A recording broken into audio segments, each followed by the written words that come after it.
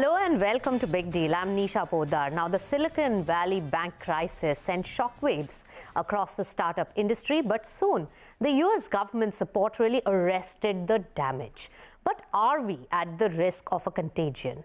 Let's delve into the cause and effect analysis of the SVB crisis with the industry experts joining me on the show today. Let me welcome Rajeev Suri of Orios Ventures Partners, Nishith Rastogi of Locus, and Ashish Fafadia of Blume Ventures. Gentlemen, so good to have you on CNBC TV18. Now, let me begin with the founder then. Nishith, your company was in the midst of this particular crisis. You did have deposits at SVB.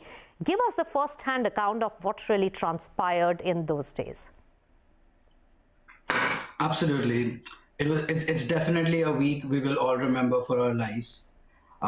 So it all started around Thursday, 5 a.m. San Francisco time, so about 5:30 p.m. India time, where a couple of founders found that their last night wires did not go through.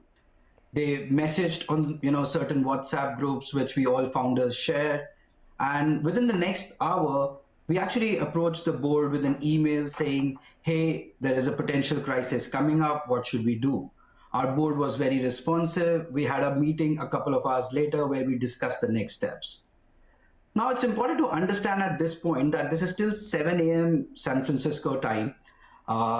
There's not a certainty in the news. So the founders and the board members, everybody is facing a lot of dilemma. One, should we move out all the money? Because many of us also have venture deadlines where you may attract penalties if we move out all the money. Yeah. Second, if you have big money, they are parked in much safer accounts like money market. To move them out, you need to take them to checking accounts, which have less insurance. Should we take that risk? Domestic wires were working, internationals were not. Small wires were working, big wires were not. Amidst all of this confusion, then everyone runs to safety, right? This was exhibit A tragedy of commons. All of us started, to decide to withdraw our money. Yes. We at least all attempted to withdraw to money, and that's what led to a historical, 42 billion withdrawal within the first 11, 12 hours. Yes, and yes. It was an extreme, So, so the steps were taken as soon as you thought there could be a crisis. Ashish Fafadia, jump in on this. The VC community has been criticized for their role in the, run-in on the bank and creating that particular crisis. How do you react to that? So I think the perspective is that the VCs did push out or encourage the founders to withdraw from the bank. At this juncture, I think we should definitely take in two, three factors. Number one, at that point in time, you have a clear challenge where the founders are complaining and you are also observing that we are unable to get through certain wires.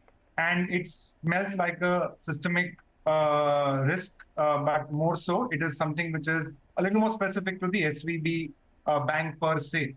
In a situation like this, I definitely feel that any investor has a fiduciary responsibility to their ecosystem of investors and founders to do the right thing. And there will definitely be an advice to take the flight to the safety. In a scenario like that, definitely one should say you could be a little more vigilant and take a big leap of faith and take care of the ecosystem.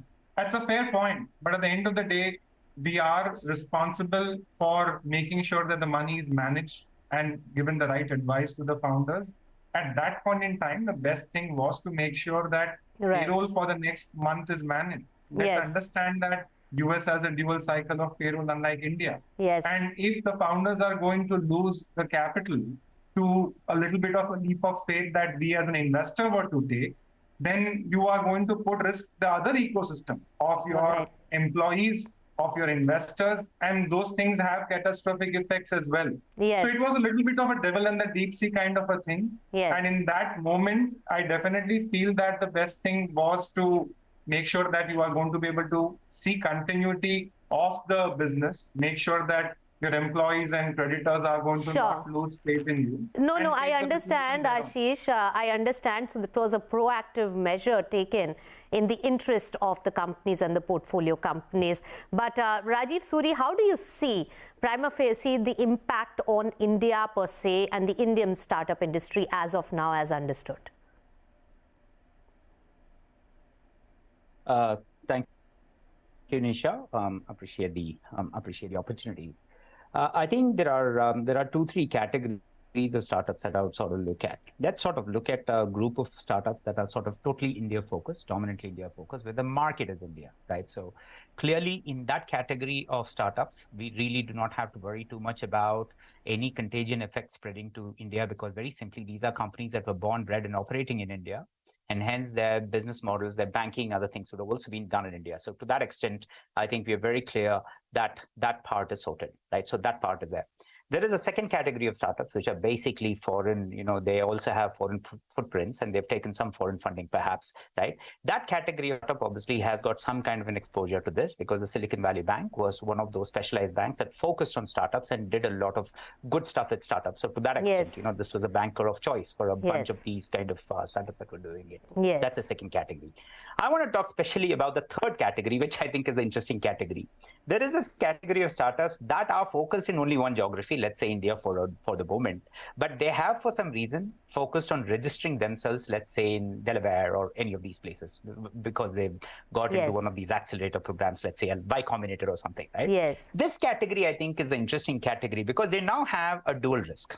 Their market exposure and the risk is dominantly in India. So clearly the focus and what happens in India ought to be the one that should be the thing that the founders should be focused on. Sure. At the same time, because a bank is sitting in some other geography and the money is also sitting in some other currency, they're exposed to two different risks. There is a currency risk there, and there is also Right. I lost the line there, but I got a gist of happening in it, which are not necessarily things that the Right. founder can keep track. Right. So Rajeev, Indian origin founders So with companies incorporated overseas are the ones which are maximum at risk. But SVB was not just taking deposits, but there are other areas also like venture debt that they have a large portfolio in.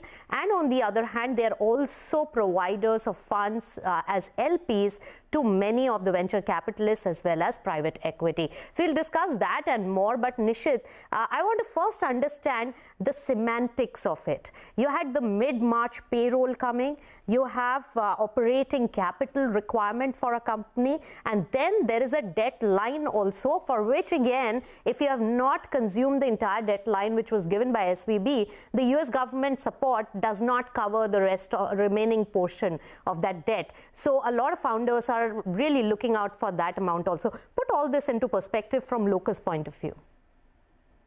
Absolutely. So this was definitely an important event for us.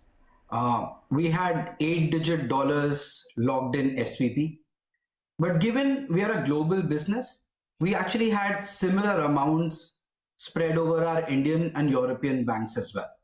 So this ensured that we don't have working capital access issue as long as our locked capital becomes whole, which is what the FDIC ensured. But this does not insulate us. There was 3 immediate steps we needed to take. First, towards my team. As Ashish mentioned, in US, the payroll goes twice a week. So 14th March was the payroll. Even if you have the money, your payroll vendor was connected to the SVB account. So you needed to transition that. Second, my fiduciary duty towards my clients. I needed to make sure all my servers are up, all my vendors are being paid, and all the infrastructure payments that were going through SVB have been transitioned to alternate banking accounts. And this was all happening over a weekend. And many traditional players in finance are not fully operable on the weekends. So that further complicated the situation. And third, all our receivables. So we work with large public market companies like Tata's, Unilever, Nestle in multiple countries of the world. We needed to move our billing to them from SVB account to an alternate account. And this is not as simple as just calling them up, right? Your invoice needs to have the bank account numbers. They need to register the new bank. So moving all the incoming revenue, which is like a large portion for us, move into alternate banking accounts. So these were the three immediate steps that we had to do. Yes. Now, given that our overall capital was safe, we use our debt line as a safety line. So we are still evaluating what to do about it, either to keep it or offset it.